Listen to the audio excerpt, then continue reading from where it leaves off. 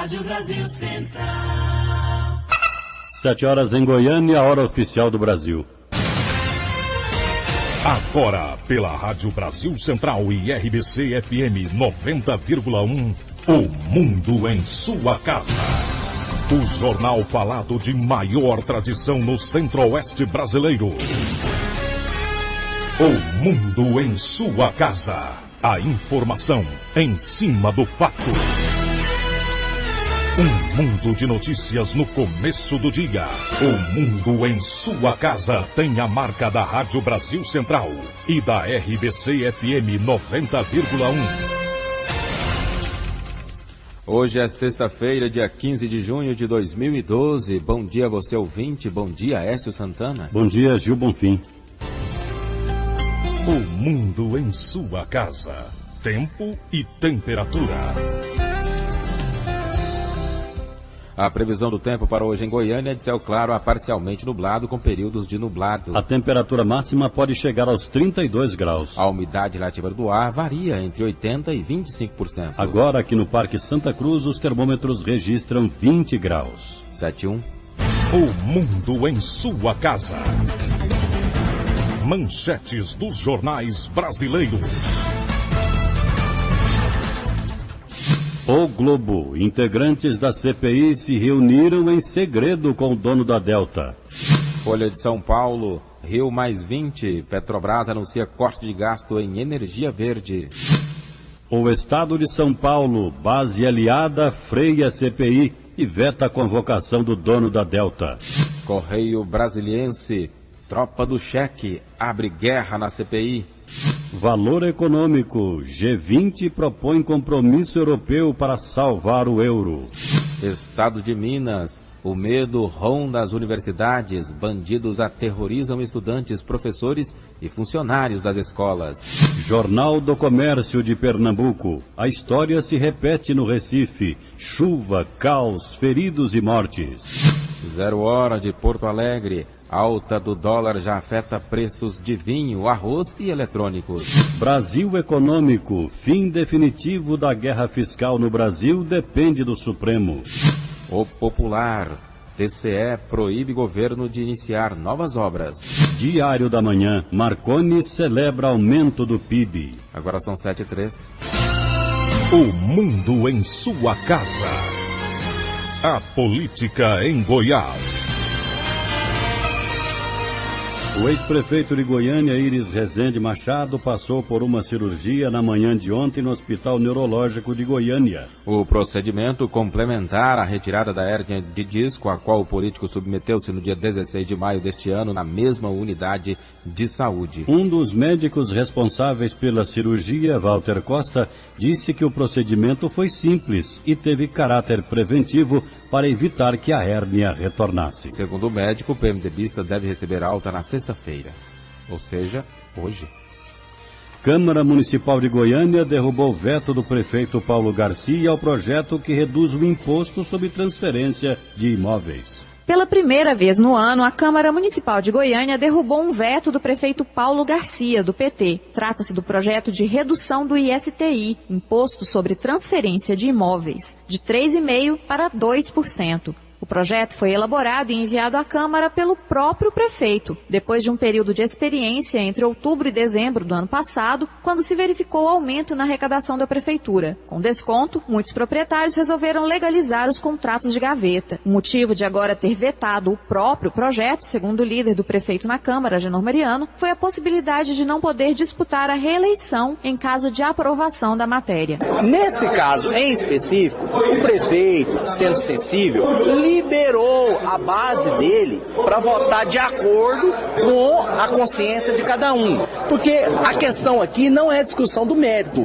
Acontece que no meio do percurso surgiu toda essa indefinição da justiça eleitoral. De acordo com o vereador Elias Vaz, do PSOL, foram feitas consultas ao Tribunal Regional Eleitoral e ao Tribunal Superior Eleitoral, que afirmaram que, neste caso, não haverá problemas na aprovação do projeto, principalmente devido à experiência realizada nos 3 últimos últimos meses de 2011. O prefeito vetou por ter o receio de ficar inelegível. Os conselheiros apontaram que nós poderíamos derrubar, até porque seria ridículo um vereador ficar inelegível porque trouxe um benefício fiscal para a sociedade. É uma legislação que corrige uma distorção e, na verdade, uma injustiça histórica, que o imposto que se cobra na relação de aquisição de imóveis em Goiânia é um dos impostos mais caros do país. Apenas 4 vereadores votaram pela manutenção do voto do prefeito, todos da base. Agenor Mariano, Clécio Alves e Isídio Alves, do PMDB, e Djalma Araújo, do PT. Foram 19 votos pela derrubada. A redução do ISTI de 13,5% para 2% passa a valer após a promulgação da lei, que será feita pelo presidente da Câmara, Irã Saraiva. Heloísa Amaral, para o Sistema Brasil Central de Rádio. E ontem à noite, a Câmara de Goiânia entregou o título de cidadão goianiense ao vice-governador. A sessão solene foi proposta pelo vereador Jean Said, do PSDB. Segundo ele, essa homenagem é mais que merecida. Vice-governador, por tudo que ele está representando, não só para o estado de Goiás, como para Goiânia, tem sido um companheiro nosso, pelo seu caráter, pela sua idoneidade, pelo seu trabalho servir da nossa população do estado de Goiás e por tudo que ele tem representado também na frente da OAB Goiás. A gente está dando esse presente para ele e Goiânia está recebendo esse presente também de tê-lo como cidadão goianiense. Para o vice-governador José Eliton, receber uma homenagem como essa é motivo de muita emoção. É uma alegria muito grande, junto com essa alegria vem uma responsabilidade muito grande de continuar trabalhando para que essa cidade se transforme na metrópole cosmopolita, uma metrópole que respeita a diversidade, uma metrópole que dê qualidade de vida aos seus cidadãos. Eu fico muito feliz, é um momento muito importante na minha vida, porque sonhei aqui construir minha trajetória pessoal, minha trajetória profissional. E graças a Deus, Goiânia me recebeu como uma mãe recebe um filho adotivo. E hoje eu estou aqui recebendo a minha certidão de nascimento de cidadão goianiense, o que me deixa muito honrado e feliz. O governador Marconi Perillo e o senador Ciro Miranda prestigiaram o evento. Lorena Borges para o Sistema Brasil Central de Rádio. Agora são 7h07. O deputado federal Leonardo Vilela, do PSDB, desistiu de disputar a prefeitura de Goiânia. A notícia foi confirmada na tarde de ontem pelo ex-prefeito da capital, Nion Albernaz. O presidente regional do PSDB, Paulo de Jesus, explicou o que levou o deputado a desistir da pré-candidatura. Olha, o deputado que convocou essa reunião do nosso Conselho Político nos apresentou uma análise bem serena, fria, da situação política, né? Dos fatos que aconteceram após o lançamento da sua pré-candidatura. Ele lançou a sua candidatura na sexta-feira, na sua pré-candidatura, e após 5 dias veio à tona a Operação Monte Carlo. Isso aí atrapalhou e muito, né? Porque bateu na classe política de todo mundo, não só nele. Quer dizer, ele não é investigado, não tem nenhum problema com a justiça, está no exercício do seu mandato. Isso aí vem uma dificuldade, porque foi na ação política toda.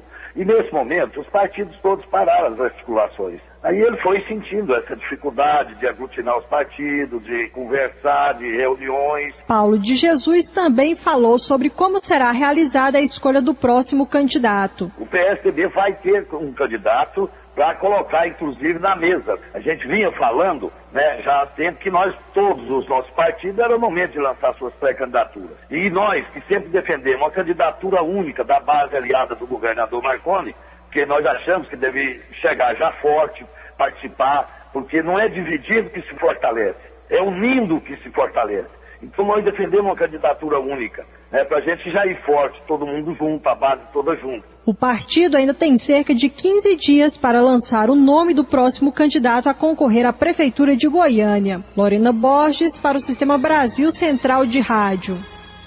E em Aparecida de Goiânia, o prefeito Maguito Vilela vai homologar a candidatura dele nas convenções do PMDB no próximo dia 24. 7h09. Assembleia Legislativa arquiva pedido de impeachment contra o governador Marconi Perillo.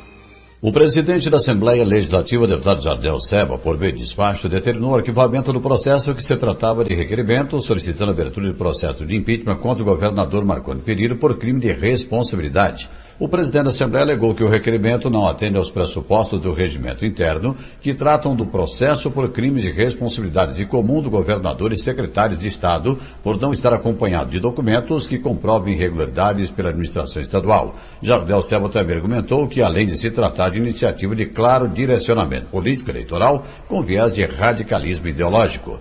6 projetos foram lidos na sessão de ontem à tarde, dentre eles o que institui o Prêmio Poupança Aluno, com a finalidade de premiar anualmente os alunos da rede estadual de ensino que tiverem melhor desempenho escolar. Em outro, o Poder Executivo pede autorização para contratar a operação de crédito junto ao BNDES para contemplar o programa Rodovia, pavimentada e não pavimentada, mediante prestação de garantia pela União. O município de Tumbiara vai sediar no dia de hoje a 3ª edição de 2012 do seminário Intercâmaras. E hoje, às 9 da manhã, acontece sessão especial proposta pelo deputado José Vitor Dudem para entrega de medalha Pedro Ludovico Teixeira e título de cidadão goiano a inúmeras pessoas. Libório Santos, Sistema Brasil Central de Rádio. Em Goiânia são 7h11 agora. O governador Marconi Perillo esteve ontem em Rio Verde. Naquela cidade do sudoeste goiano, o governador liberou verbas para a educação do município, assinou autorização de obra e entregou cartões do Bolsa Futuro. Governador Marconi Perillo repassa recursos para a reforma de 16 escolas estaduais em Rio Verde. Cada unidade recebe R$100 mil. Também entrega 600 cartões do programa Bolsa Futuro. Marconi destaca a eficácia desses programas. As escolas que não são de tempo integral estão recebendo R$100 mil cada uma. Estamos, até o final do ano, chegando a 620 escolas que estão recebendo esse dinheiro. Quase 70 milhões de reais. E o mais importante, nós não vamos ter aquela burocracia toda para licitar essas obras. O diretor vai usar da melhor maneira, a diretora, o dinheiro, vai escolher o que tem que ser feito primeiro na escola, e aí nós teremos 620 escolas sendo reformadas ao mesmo tempo em todo o estado de Goiás. Também estamos aqui para entregar 600 cartões do programa Bolsa Futuro, de um total de 50 mil em todo o estado de Goiás. Isso significa que nós vamos preparar, qualificar a mão de obra do jovem goiano, do trabalhador goiano, para que os empregos que estão sendo criados em Rio Verde, no Sudoeste e em Goiás possam ser ocupados por pessoas daqui mesmo da região, daqui mesmo do estado de Goiás. No evento realizado no Distrito Industrial Municipal de Pequenas Empresas, o secretário de Educação, Tiago Peixoto, assumiu um compromisso com os professores estaduais. E nós queremos, dia a dia, gerar a valorização maior do professor, tanto no aspecto de remuneração, quanto também social. Em relação ao programa Bolsa Futuro, o secretário de Ciência e Tecnologia, Mauro Fayad, ressalta a prioridade do programa. Esses goianos, além dos cursos totalmente gratuitos, haverá um repasse mensal de R$75 por mês. Nós já temos aqui em Rio Verde 600 pessoas matriculadas. Em discurso, o prefeito de Rio Verde, Juraci Martins, agradeceu ao governador. Muito obrigado, governador. Não só pela sua presença na nossa cidade, mas sempre trazendo obras. No evento desta quinta-feira, as unidades de ensino também ganharam kits higiênicos, uniformes, materiais esportivos, além de instrumentos musicais. Wilton Vieira, para o Sistema Brasil Central de Rádio. 7h14.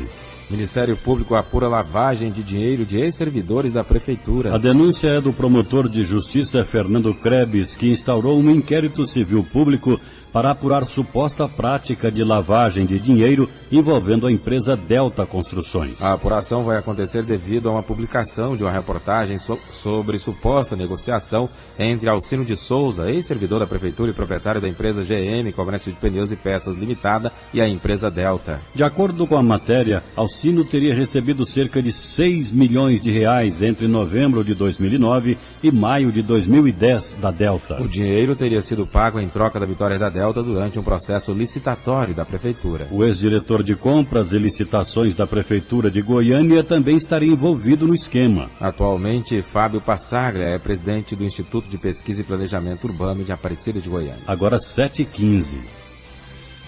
Começam a chegar documentos na CPI do Cachoeira da Assembleia Legislativa de Goiás. Terminou a primeira fase da CPI da Assembleia Legislativa, que investiga o envolvimento de autoridades com a contravenção e possíveis irregularidades em contratos da Delta e Gerplan com o Estado e municípios. A próxima fase de depoimentos, que deve começar na terça-feira da semana que vem. Segundo o relator da comissão, o deputado Thales Barreto, do PTB, hoje deve chegar a cópia de inquérito da Operação Monte Carlo, feita pela Polícia Federal. Hoje deve chegar o inquérito da Polícia Federal da Operação Monte Carlo, porque nós precisamos do inquérito até mesmo para questionar oficialmente, legalmente, as pessoas que vão ser ouvidas na CPI. Provavelmente terça-feira que vem, as primeiras pessoas serão ouvidas, já mais com o inquérito na mão, nós esclarecemos pontos importantes e darmos seguimento à CPI. Como os senhores estão definindo esses nomes, quem depõe primeiro, quem depõe por último? Nós estamos sentando a comissão para poder avaliarmos, para nós criarmos um critério importante, mas provavelmente terça-feira nós vamos estar ouvindo as primeiras pessoas aqui na CPI. Agora, o que tudo indica, com a chegada desse documento, vocês vão ter muito material para questionamento, né? Oficialmente, né? Porque a gente tem um material via internet que não é oficial. Então nós estamos com o material oficial da Operação Monte Carlo e da Operação também Vegas, que vai nos orientar até nós conduzirmos o trabalho da CPI oficialmente com todo o inquérito encaminhado pela Justiça Federal, principalmente o inquérito da polícia que foi feito, todo o levantamento da Operação Monte Carlo. Libório Santos, Sistema Brasil Central de Rádio. Hora oficial do Brasil em Goiânia, 7h16. O mundo em sua casa. Política Nacional. CPI do Cachoeira aprovou nesta quinta-feira a convocação da mulher do bicheiro Carlinhos Cachoeira, Andressa Mendonça. O jornalista Carlos Bordoni, que afirma ter recebido R$40 mil por serviços prestados na campanha eleitoral do governador de Goiás, Marconi Perillo, também foi convocado. E a CPI aprova a quebra de sigilo dos governadores do Distrito Federal e de Goiás. A comissão decidiu ainda adiar votação para convocar o ex-presidente da Delta e ex-diretor do DENIT. Os dois prestaram depoimentos nesta semana à CPI. Na quarta, durante o depoimento, Agnello afirmou que abriria mão dos sigilos, o que motivou Perillo a anunciar a mesma atitude em Goiânia. Além disso, a CPI do Cachoeira decidiu adiar as votações de requerimentos de convocação de Fernando Cavendiz, ex-presidente da Delta Construções, e de Luiz Antônio Pagô, ex-diretor-geral do Departamento Nacional de Infraestrutura de Transportes. A empresa Delta, durante a presidência de Cavendiz, teria supostos vínculos com o esquema do contraventor Carlinhos Cachoeira, segundo investigação da Polícia Federal. Pagô, em entrevistas à imprensa, relatou o uso de Caixa 2 em campanhas eleitorais por PT e PSDB e apontou a influência de Cachoeira na demissão dele do DENIT. Ele se colocou à disposição para comparecer à comissão. O líder do PSDB na Câmara, deputado federal Bruno Araújo, de Pernambuco, criticou o adiamento da convocação de Cavendiz e Pagô. Ele disse que ambos são imprescindíveis para a CPI e afirmou que integrantes da comissão estariam com medo do que Cavendiz e Pagô possam dizer à comissão. Isso é medo claro do tamanho da dispersão de dinheiro público que envolve essa operação da Delta em diversos estados da federação, em obras do governo federal. Há um medo e há uma proteção que o empresário dono da Delta teve que nenhum dos governadores o tiveram. É um momento péssimo para a democracia brasileira. Já o vice-presidente da CPI, deputado Paulo Teixeira, do PT de São Paulo, rebateu e afirmou que primeiro a comissão tem que colher mais documentos para depois amadurecer para possíveis convocações das duas testemunhas. Não há medo de ninguém. Nós temos que investigar tudo. Por isso que não foram quebrados, não foram derrotados os requerimentos. Quando você adia, você pode retomar adiante. Portanto, quando você amadurece, você convoca. De Brasília, Ronaldo Berwanger. A ministra Laurita Vaz, do Superior Tribunal de Justiça, recusou a relatoria dos inquéritos, cujo objetivo é apurar indícios de suposto envolvimento de Marconi Perillo e Agnello Queiroz, governadores de Goiás e do Distrito Federal, com o grupo criminoso que seria comandado por Carlinhos Cachoeira. A ministra declarou impedimento de julgar o caso por ser goiana. A Justiça aceitou habeas corpus do vereador Wesley Silva, do PMDB de Anápolis. Ele agora irá responder ao processo em liberdade. O vereador foi preso no dia 25 de abril e levado para o presídio de Brasília durante a operação que também prendeu o empresário Carlos Cachoeira. Wesley é acusado de tráfico de influência. O senador Demóstenes Torres ingressou com mandado de segurança no Supremo Tribunal Federal para suspender o processo de cassação que tramita no Conselho de Ética do Senado. Demóstenes quer paralisar as investigações até que o tribunal decida sobre a realização de perícia em áudios da Operação Monte Carlo, que, segundo os advogados do senador, foram adulterados. No pedido, os advogados de Demóstenes também pedem o adiamento da reunião do Conselho marcada para segunda-feira, quando o relator, senador Humberto Costa, do PT de Pernambuco, vai apresentar o relatório final sobre o caso. Os advogados alegam cerceamento de defesa do senador no Conselho, o que justificaria mais tempo para Demóstenes Torres apresentar suas alegações finais aos integrantes do colegiado. Também afirmam que houve irregularidades na sessão do Conselho realizada terça-feira, quando foi negado o pedido para a realização da perícia. 7h20 em Goiânia. O mundo em sua casa. Se a sua empresa busca reconhecimento, anuncie em uma emissora de credibilidade. Rádio Brasil Central 1270, AM, ondas curtas e tropicais. A certeza de resultado. Qualidade com alcance em todo o território nacional. Ligue 3201-7686. Rádio Brasil Central, comunicando com o mundo. O mundo em sua casa. Um mundo de notícias no começo do dia.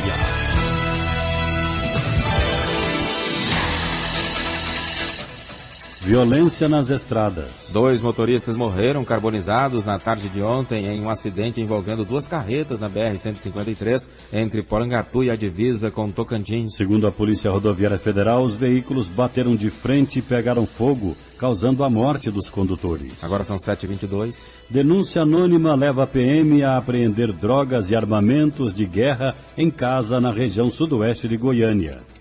Na casa no residencial Fortville, onde estavam Valdeci Teixeira dos Santos, de 51 anos, Francislene Alves Correia, 29 anos, e Marcilene Dias Alves Correia, de 41 anos, militares do Grupo de Radiopatrulhamento Aéreo encontraram uma pistola calibre .40, uma submetralhadora Uzi 9mm, munição e uma quantidade considerável de crack, cocaína e maconha.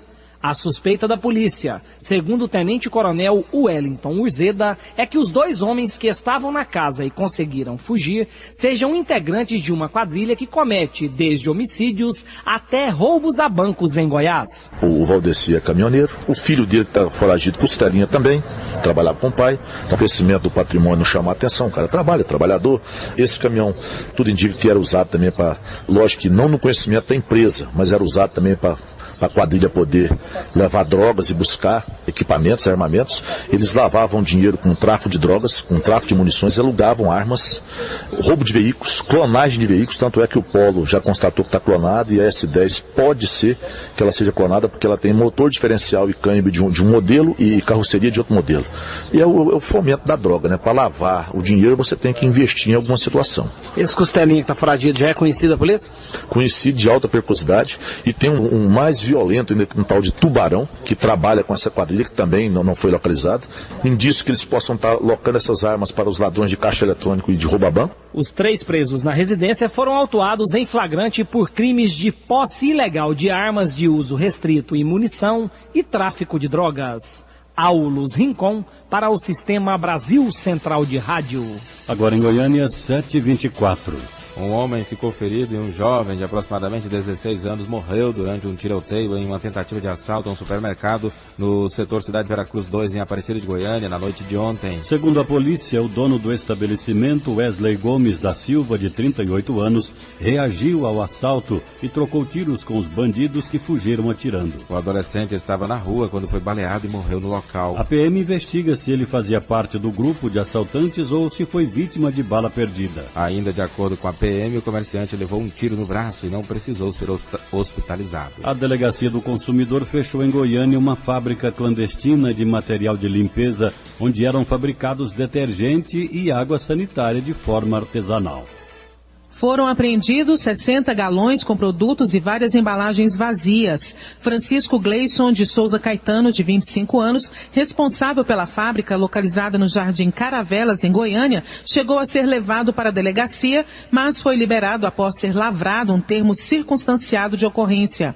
Todo o material estava armazenado em galões obtidos em hospitais da capital, que, segundo a Delegacia do Consumidor, deveria ser descartado como lixo hospitalar. Uma denúncia feita pelo telefone 197 levou a Polícia Civil até o local. De acordo com o delegado Itamar Lourenço, que investiga o caso, a fábrica funcionava no fundo de um quintal, sem autorização e sem vigilância. E esses produtos estavam sendo fabricados em total desacordo com as normas de higiene, com as normas de vigilância sanitária.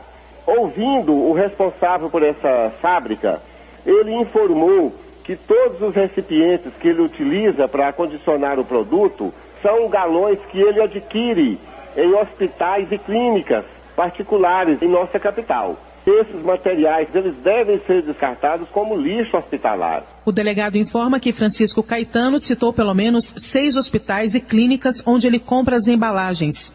Os responsáveis por essas instituições de saúde, particulares e públicas, serão chamados para dar explicações sobre esse comércio, pois essa ação configura crime contra a saúde pública. Delegado Itamar Lourenço esclarece ainda que esses produtos caseiros não têm controle de qualidade e higiene, e o que parece uma economia pode trazer sérios danos para o consumidor. Débora Orcida para o Sistema Brasil Central de Rádio. Agora 7h26. Professores da Universidade Federal de Goiás aprovam em plebiscito eletrônico indicativo de greve a partir da próxima segunda-feira. A decisão tomada na última quarta-feira contou com a participação de 850 professores filiados ao Sindicato dos Docentes da UFG. O prazo agora é para informação oficial à diretoria da universidade e para preparativos do movimento, que espera contar com todas as unidades, como explica a presidente do sindicato, Rosana Borges. Agora a diretoria executiva do sindicato vai dar os rumos da greve, está chamando os professores a participarem. Nossa proposta compõe a diretoria ampliada com 2 representantes de cada unidade acadêmica em Goiânia, para que a gente possa, então, na diretoria ampliada, debater e deliberar sobre os rumos da greve. Entre as principais reivindicações da categoria estão a equiparação do piso e do teto salarial, a reposição de 16% de perdas salariais acumuladas nos últimos 3 anos, entre outras, de acordo com Rosana Borges, presidente do Sindicato dos Docentes da UFG. É que o governo federal retire imediatamente a alteração na forma de cálculo dos adicionais de insalubridade e de periculosidade, que isso foi uma medida intransigente do governo que prejudicou todos os servidores públicos federais. A quarta pauta é que os professores do ensino básico e tecnológico presentes nos colégios de aplicação, creches e institutos federais, eles possam ter o direito de progredir por titulação, e a quinta pauta é a expansão das universidades e institutos federais com maior qualidade. Uma assembleia já está pré-marcada para quinta-feira da semana que vem, para avaliar propostas do governo e decidir novos rumos da greve. Yara Galvão para o Sistema Brasil Central de Rádio. Agora são 7h28. A partir de hoje, as ruas 225, 226, 246, 259 e 260, no setor leste universitário aqui em Goiânia, passam a ter o sentido único de circulação. A ação tem como objetivo melhorar a fluidez e garantir a segurança para motoristas e pedestres que circulam nestas vias. As mudanças estão inseridas no processo de implantação do corredor universitário do transporte coletivo. Nos cruzamentos com a Avenida Universitária serão instalados semáforos com tempo exclusivo para pedestres. Amanhã é dia de vacinar as crianças contra a paralisia infantil. Amanhã é dia dos pais levarem seus filhos de até 4 anos a um posto de saúde ou drogaria perto de sua casa para tomar a dose da vacina contra a poliomielite. No chamado Dia D, a vacina será oferecida de forma totalmente gratuita em 830 postos fixos e 2.409 volantes em todo o estado para que nenhuma criança deixe de tomar a dose. Alerta a coordenadora de imunização da Secretaria Estadual de Saúde, Clécia Vecchi. A importância de manter o Brasil livre da paralisia infantil. Apesar da gente não ter casos há mais de 23 anos, a gente já ter recebido o certificado certificados de erradicação da doença. Infelizmente, ela não está erradicada mundialmente. E com isso, há um risco muito grande da reintrodução do vírus no nosso país se a gente não manter as nossas crianças vacinadas. Quantas crianças devem ser imunizadas aí neste sábado? São 418.813 crianças na faixa etária de 0 a menores de 5 anos, independente se elas já tenham tomado essa vacina em algum momento. A vacinação no sábado começa às 8 da manhã e prossegue até às 5 da tarde. Aulus Rincon para o Sistema Brasil Central de Rádio. 7h30 em Goiânia. O júri da 4ª Vara Criminal de Aparecida de Goiânia condenou ontem a 17 anos de prisão o ex-presidiário Raimundo Pereira Filho, de 39 anos. Ele foi julgado por matar por estrangulamento a publicitária Marcela Celane Assunção, de 35 anos, e esconder o corpo dela no porta-malas do carro no dia 15 de setembro do ano passado. O assassino recebia ajuda da família, que é evangélica, para buscar reinserção na sociedade. Amanhã é dia de mobilização pela doação de órgãos em Goiás. A Secretaria Estadual de Saúde realiza amanhã, na Praça Cívica em Goiânia, uma mobilização para conscientizar a população sobre a importância da doação de órgãos. Para saber mais sobre essa campanha, eu converso agora com o diretor da Central de Transplantes de Goiás, Dr. Luciano Leão. Bom dia. Bom dia, Bonfim, ouvintes da RBC. Realmente, mais uma vez, satisfação aí falar com vocês, principalmente agora às vésperas de um evento tão importante para todos nós, Bonfim. E você bem falou, que é uma mobilização no sentido de cada vez mais podermos fazer com que a população entenda e se comprometa com essa causa tão nobre dos transplantes, não é mesmo? É verdade, a satisfação é nossa, doutor Luciano. Por que é importante incentivar essa prática da doação? Bom, enfim, em primeiro lugar, a doação de órgãos e tecidos, nós entendemos que ela tem que ser muito bem trabalhada junto à comunidade, porque a própria comunidade, a população, é que precisa, através de um gesto generoso, de um gesto de grandeza, feito com o único objetivo de fazer com que alguém se beneficie, que a comunidade então tem que responder a essa necessidade. Porque ainda hoje nós temos, e vocês sabem muito bem disso, a mídia tem sido muito parceira ao longo desses anos, nós temos aí uma quantidade muito grande de pessoas aguardando por um transplante. E vou citar os dois maiores exemplos. Em Goiás nós temos aguardando um transplante de córnea quase 1.300 pessoas. E um transplante de rim, quase 250. Então, esse quantitativo faz com que nós tenhamos, sim, que nos valer dessas campanhas de conscientização e, muito mais do que isso, de sensibilização das pessoas para essa questão dos transplantes. A demanda é muito grande, não é, doutor, por um transplante? Ela é muito grande e ela aumenta muito, Bonfim. Isso é no mundo todo, não é só aqui em Goiás, não é só no Brasil, não. Se você verificar as estatísticas, as necessidades por doações, elas aumentam, fazem uma curva muito ascendente mesmo, enquanto que as doações, elas aumentam muito pouco de um ano para o outro. Ou seja, nós sempre vamos ficando com uma demanda reprimida cada vez maior de um ano para o outro. Daí a necessidade que nós temos, reforçando o que falamos anteriormente, a necessidade que nós temos de fazer com que as pessoas entendam a importância dos transplantes, porque os transplantes cada vez mais, Bonfim e ouvintes da RBC, vão fazer parte da nossa vida, do nosso dia a dia, porque a nossa longevidade vai aumentando. Então, é uma tendência natural. E se nós não tivermos mecanismo para fazer frente a essa necessidade, não tem como realmente tirar essas pessoas da fila de transplante. E o que é muito pior, muitas vezes elas morrem aguardando por um transplante. Lembrando que a mobilização para sensibilizar a sociedade sobre a doação de órgãos é na próxima terça-feira, dia 19, a partir das 8 horas da manhã, na Praça Cívica aqui em Goiânia. Agora em Goiânia são 7 horas e 34 minutos. Vigilância Sanitária vai monitorar a qualidade do ar e os níveis de raios ultravioletas em Goiânia.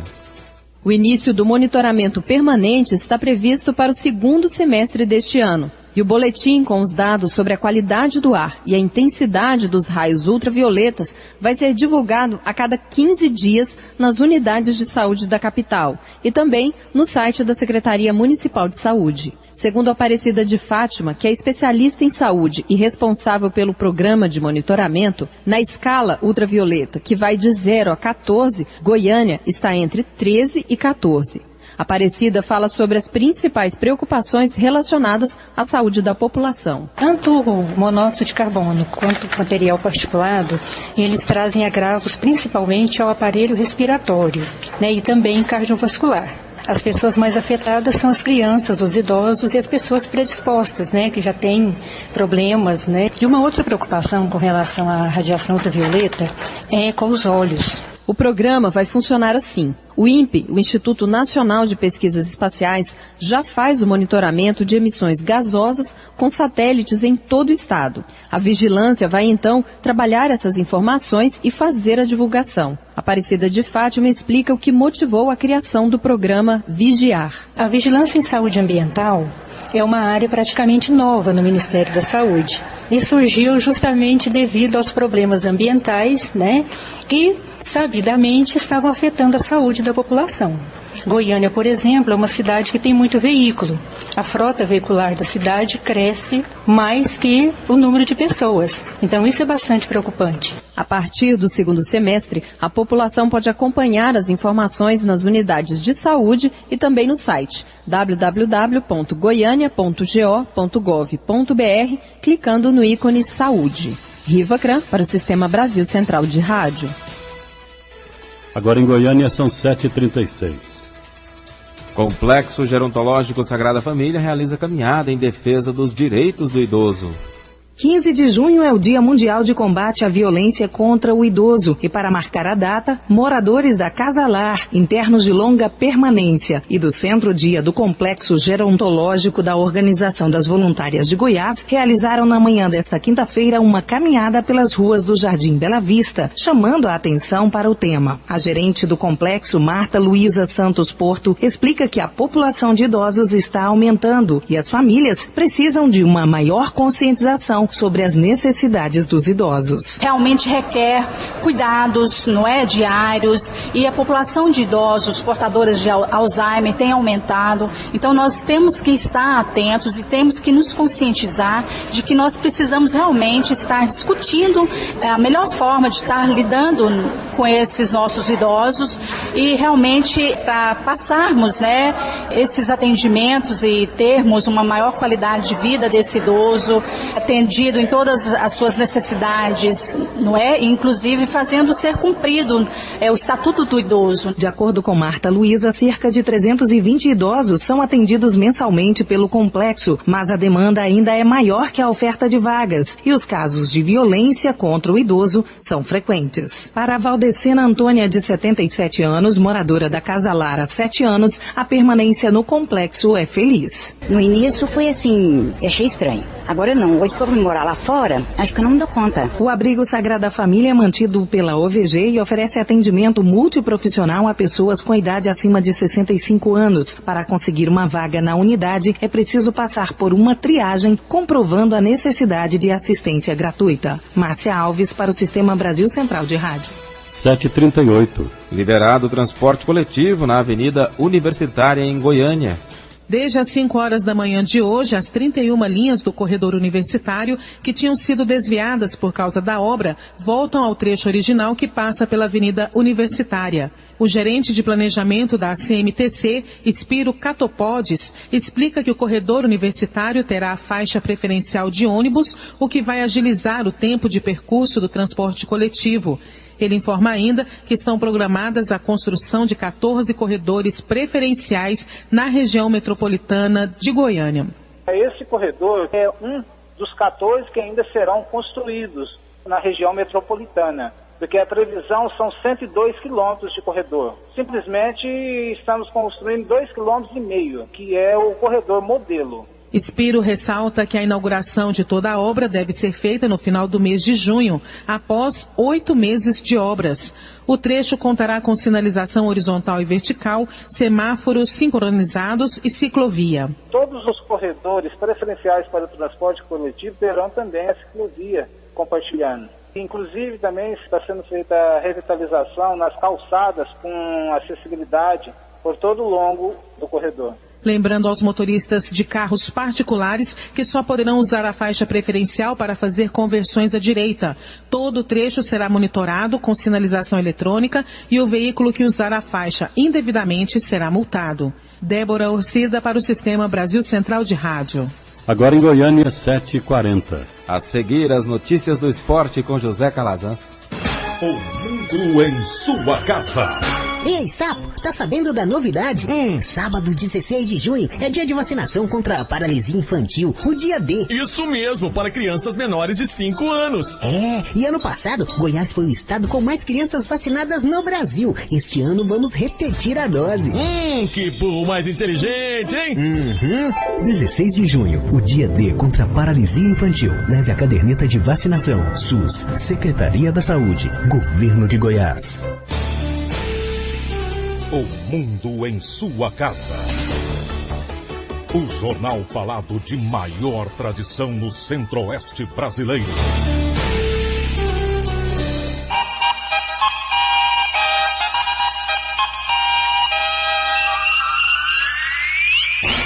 O mundo em sua casa. Esporte. Eurocopa 2012. Ontem, Espanha goleou a Irlanda por 4-0 e é líder do Grupo C. Pelo mesmo grupo, Itália e Croácia empataram em 1-1. Hoje tem Ucrânia e França e Suécia e Inglaterra. Pela Libertadores da América, o Boca Juniors venceu o Laú por 2-0 e se aproxima da final com Corinthians ou Santos. No jogo de ida, realizado na quarta-feira, Corinthians saiu na frente e fez 1-0 jogando na Vila Belmiro. 7h41, Atlético vai ter a escalação totalmente diferente para jogar no Paraná, buscando a primeira vitória no Brasileiro.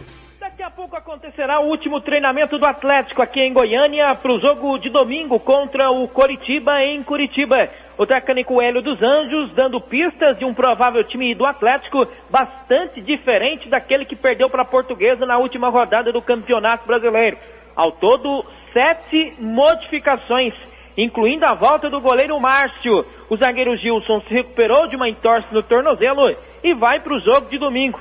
Sendo assim, o provável time do Atlético para essa partida é com Márcio Joilson pela direita, Gilson, Paulo Henrique e Heron pela esquerda. O meio-campo com Pituca, Carlos, Fernando, Bob e Bida. No ataque, Ricardo Bueno e Marcão. É o time do Atlético para tentar a primeira vitória no Campeonato Brasileiro.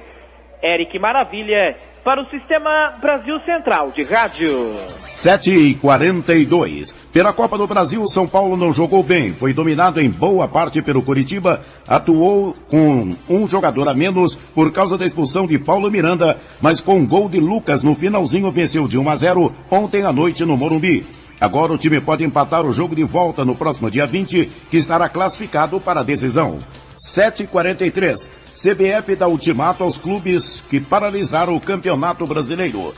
Na reunião realizada ontem na sede do STJD no Rio, entre a CBF e 5 clubes que paralisaram a Série C e D do Campeonato Brasileiro, nada ficou decidido. Novo encontro foi marcado para a próxima segunda-feira. Brasil de Pelotas, Santo André, Araguaína, 13 de Campina Grande e Rio Branco do Acre terão que tomar uma decisão porque contrariaram o regulamento da CBF, entrando na Justiça Comum para disputar os 2 certames. E o Vila Nova vive a expectativa de entrar em campo pela Série C. E o Vila Nova segue com a situação indefinida na Série C do Campeonato Brasileiro. Vila e pelo menos mais 18 clubes, já que a reunião de ontem da CBF com os dirigentes dos clubes que estão colocando a entidade na justiça ou estão entrando na justiça para poder garantir vaga na terceira divisão do Campeonato Nacional, esta reunião de ontem não decidiu absolutamente nada. Outra reunião está marcada para a próxima segunda-feira. Enquanto isso, o Vila Nova segue sua rotina de treinos em 2 períodos. Se bem que hoje o Tigrão vai treinar apenas na parte da manhã, amanhã só no período da tarde e domingo folga para a rapaziada, mas a partir da próxima segunda-feira volta novamente a rotina de trabalhos em 2 períodos. Esta semana entrou nos cofres do Vila Nova o dinheiro, a primeira parcela da negociação do Rondinelli com o Grêmio, R$350 mil para o Vila Nova. E esse dinheiro já tem o seu destino certo, que é pagar a folha salarial dos jogadores. Já que o Vila não está disputando nenhuma competição, e por isso também praticamente não tem nenhum patrocinador, não tem nenhuma entrada de dinheiro. Paulo Massad para o Sistema Brasil Central de Rádio. 7h45. 2 jogos abrem esta noite a 7ª rodada do Campeonato Brasileiro da Série B. Avaí e América Mineiro jogam em Florianópolis, com o time mineiro defendendo a liderança. E no ABC Paulista tem São Caetano e América de Natal. O time potiguar é segundo colocado na classificação. E o Goiás, que joga amanhã no Paraná, está lá embaixo e ainda não tem time escalado para tentar a reabilitação.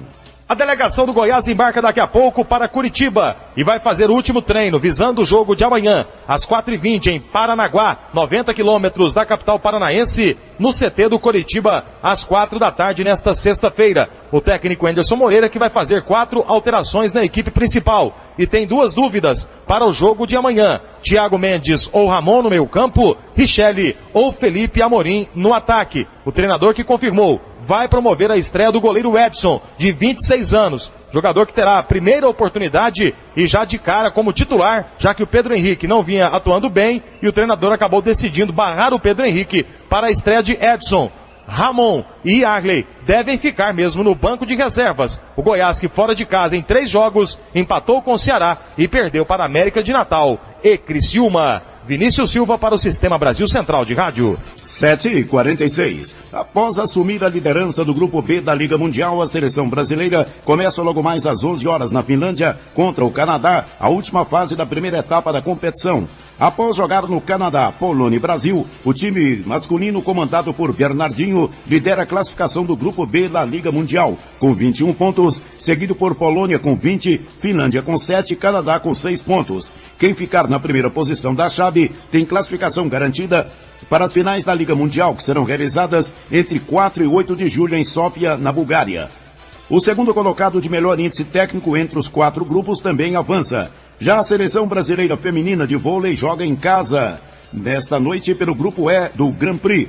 O primeiro compromisso da equipe é nesta sexta, às 8h30 da noite, no ginásio Adib Moisés Dib, em São Bernardo do Campo, contra a Alemanha. Confronto que o técnico José Roberto Guimarães usará para começar a definir o time que leva aos Jogos Olímpicos de Londres 2012. Às 7h47 do esporte é o que há. Obrigado, José Calazans. O mundo em sua casa tem a marca da Rádio Brasil Central e da RBC FM 90,1.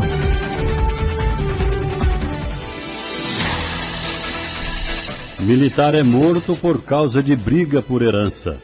O 3º sargento da Polícia Militar, Marcos Vinícius, foi morto a tiros no setor Santos Dumont, em Goiânia. O militar chegava em um carro à casa com a esposa e a filha, quando ao descer do veículo para abrir o portão, foi baleado por um homem que fugiu em seguida. A delegada titular de homicídios, Adriana Ribeiro, explica que são suspeitos do crime um cunhado e um sobrinho da vítima. A sogra do policial também estaria envolvida. O motivo seria uma briga por herança de família. O sargento, mas a esposa, que era herdeira, eles estavam reivindicando a parte da herança que ela teria direito, pela morte do pai. A mãe dela, a sogra do PM, era contra. Aí teve uma discussão entre a Silvia, o marido dela, que é o Marcos Vinícius, PM, com a sogra. E esse genro também entrou na briga e eles não aceitavam dividir os bens, que era uma chácara ali perto, próximo mesmo ao São Domingos, e uma casa. E fizeram uma tocaia, eles ficaram esperando o Marcos Vinícius chegar.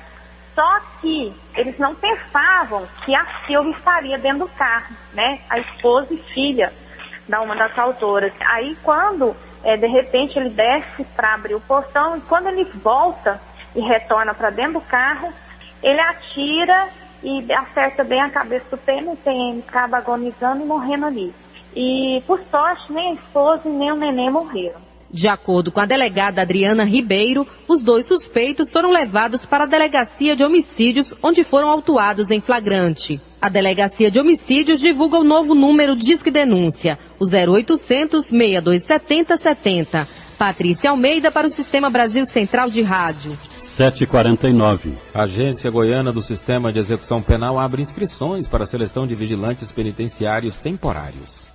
Na função de vigilante penitenciário temporário por 1 ano, o candidato a uma das 666 vagas no processo simplificado vai lidar diretamente com o preso na cela. O salário será de R$ 1.450 e as inscrições estarão abertas desta sexta-feira 15 até o dia 1º de julho, de graça apenas via internet. Nos endereços eletrônicos www.segplan.go.gov.br ou www.agcep.go.gov.br. As informações são do diretor de gestão do Sistema de Execução Penal, Antônio Carlos de Lima.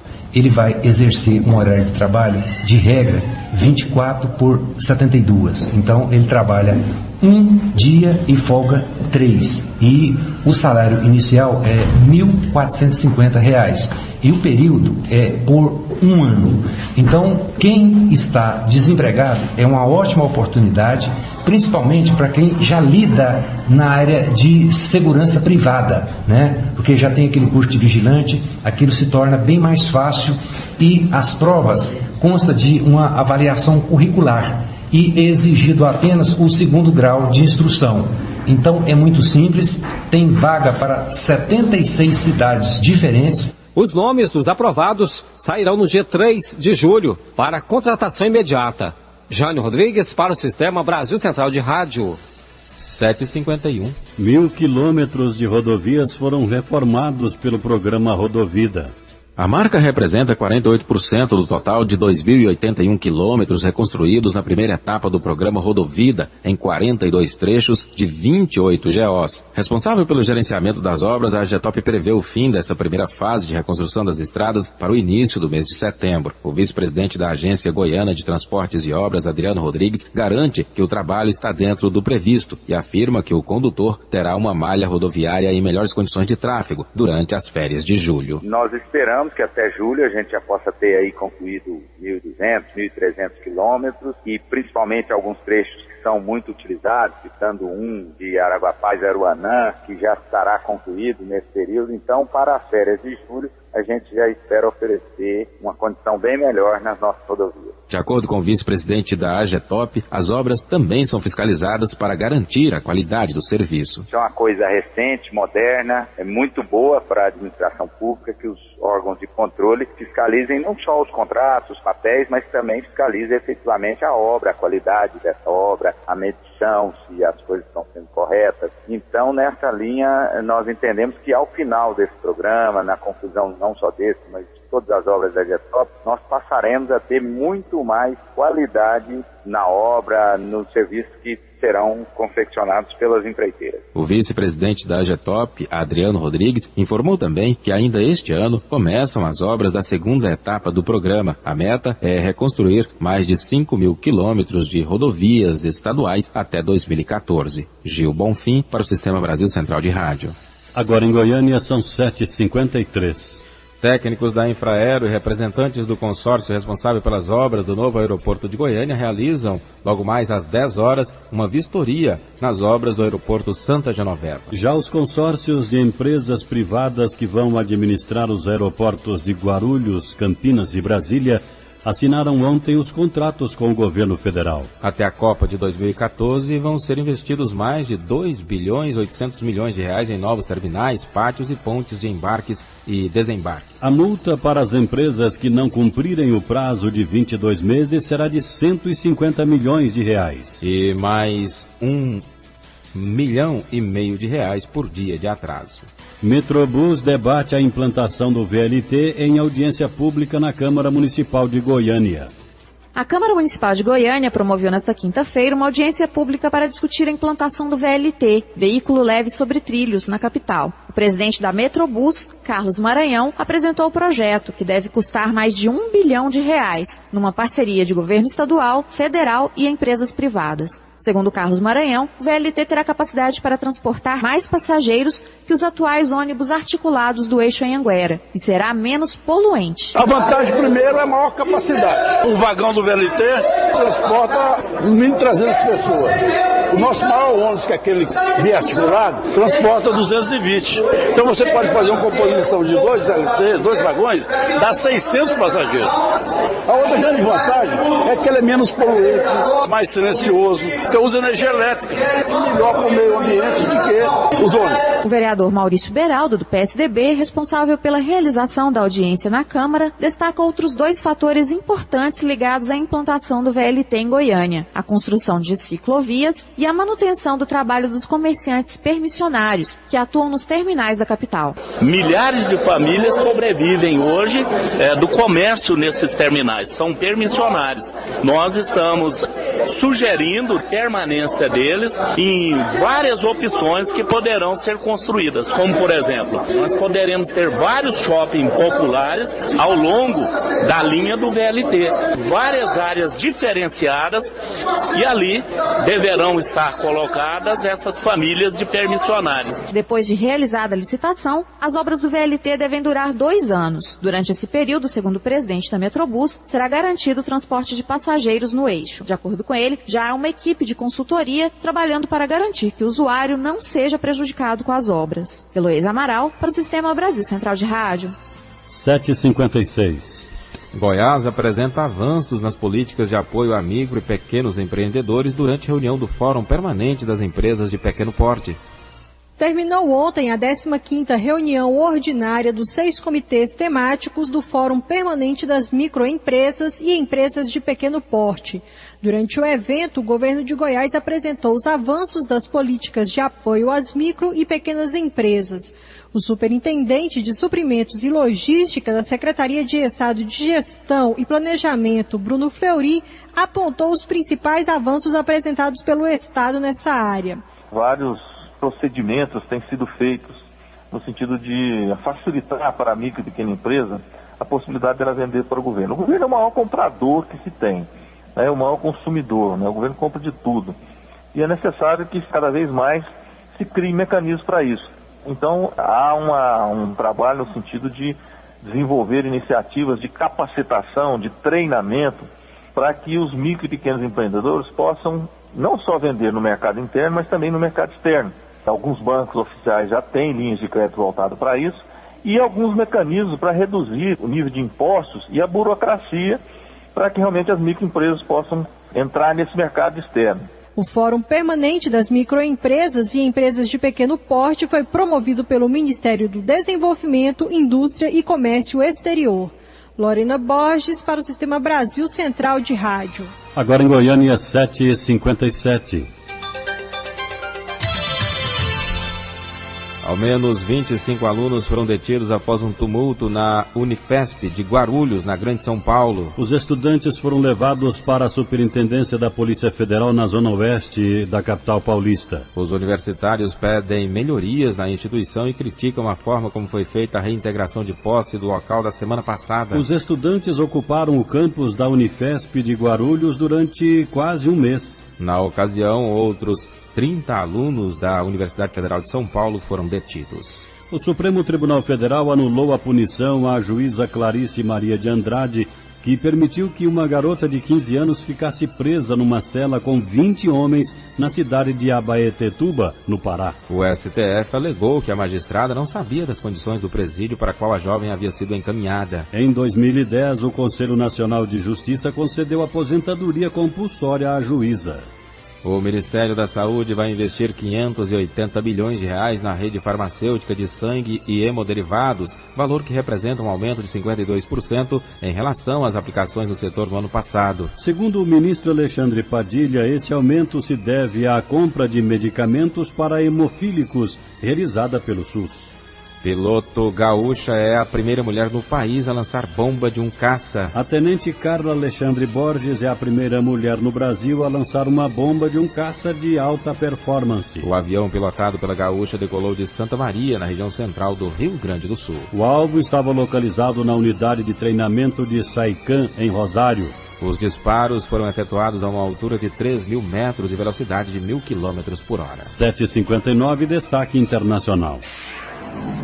Supremo Tribunal do Reino Unido rejeitou o pedido para reabrir o caso de extradição contra o fundador do site Wikileaks, o que significa que Julian Assange pode ser enviado para a Suécia até o final do mês em razão de um processo por crimes sexuais. Assange sempre negou as acusações que considera terem motivação política, devido ao vazamento de documentos confidenciais do governo dos Estados Unidos. Pontualmente 8 horas em Goiânia, termina aqui mais uma edição de O Mundo em Sua Casa, que teve a apresentação de Gil Bonfim e Écio Santana. Redação e edição Adam Mendes, Antônio Correia, Marcelo Cabral e Wendel Franco. Direção de estúdio Luzane Gomes. Chefes de reportagens Ione Chagas e Almir Costa. Operação de áudio Otair José. Central técnica Frederico Pita. Gerência do sistema de rádio Suede Barbosa. Direção de de radiodifusão Abadia Lima. O Mundo em Sua Casa volta amanhã às 7 da manhã. Obrigado pela sua atenção e até lá. Bom dia, Écio. Bom dia, Gil.